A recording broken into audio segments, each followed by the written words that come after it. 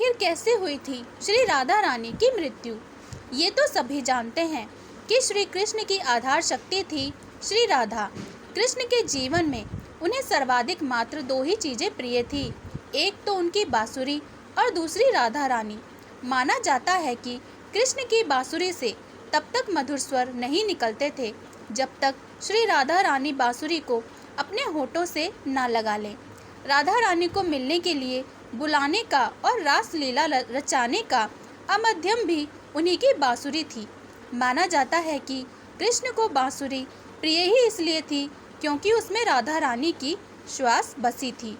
इसी कारण से कृष्ण अपनी बांसुरी को हमेशा अपने पास ही रखते थे और अन्य किसी के हाथ में नहीं देते थे। कथा के अनुसार जहाँ एक और धर्म की स्थापना के लिए श्री कृष्ण ने मथुरा छोड़ा, तो वहीं राधा रानी कृष्ण विरह में प्रतिदिन उनकी पूजा करते हुए समय बिताने लगी। एक समय वो आया जब राधा रानी के पिता ने उनका विवाह किसी अन्य यादव से करा दिया और श्री कृष्ण का विवाह भी देवी रुक्मणी से हो चुका था।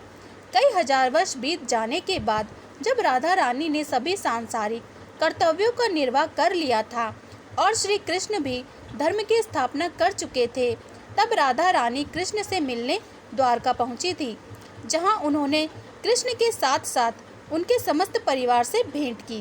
राधा रानी कुछ समय द्वारका ही रुकी, मगर बाद में कृष्ण भक्ति में और भी लीन होने के लिए उन्होंने द्वारका के पास ही वन में अपना स्थान बना लिया। श्री राधा रानी वन में अकेले रहने लगी और कृष्ण का नाम जपकर अपने अंतर ध्यान होने के समय की प्रतीक्षा करने लगी। आखिरकार वह समय आया और कृष्ण ने राधा रानी को पुनः दर्शन दिए। श्री कृष्ण जब राधा रानी से मिले तो वह राधा रानी की पीड़ा उनकी आंखों में देखते ही समझ गए और साथ ही यह भी राधा रानी उन्हें दोबारा देखकर कितनी प्रसन्न है। उन्होंने राधा रानी से वरदान मांगने को कहा तो उन्होंने बस यह इच्छा जताई कि वह आखिरी बार कृष्ण की बांसुरी की धुन सुनना चाहती हैं। कृष्ण ने बांसुरी बजानी शुरू की और तब तक बजाई जब तक राधा रानी अंतर्ध्यान हो कृष्ण में ही विलीन नहीं हो गई।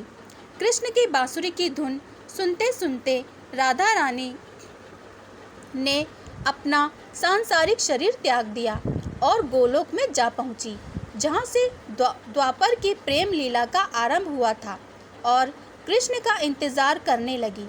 माना जाता है कि जब राधा रानी सांसारिकता से दूर अपने दैविक रूप में गोलोक धाम में स्थित हुई, तब कृष्ण ने उस स्थान पर अपनी बांसुरी तोड़ दी और दो टुकड़े कर उसे फेंक दिया।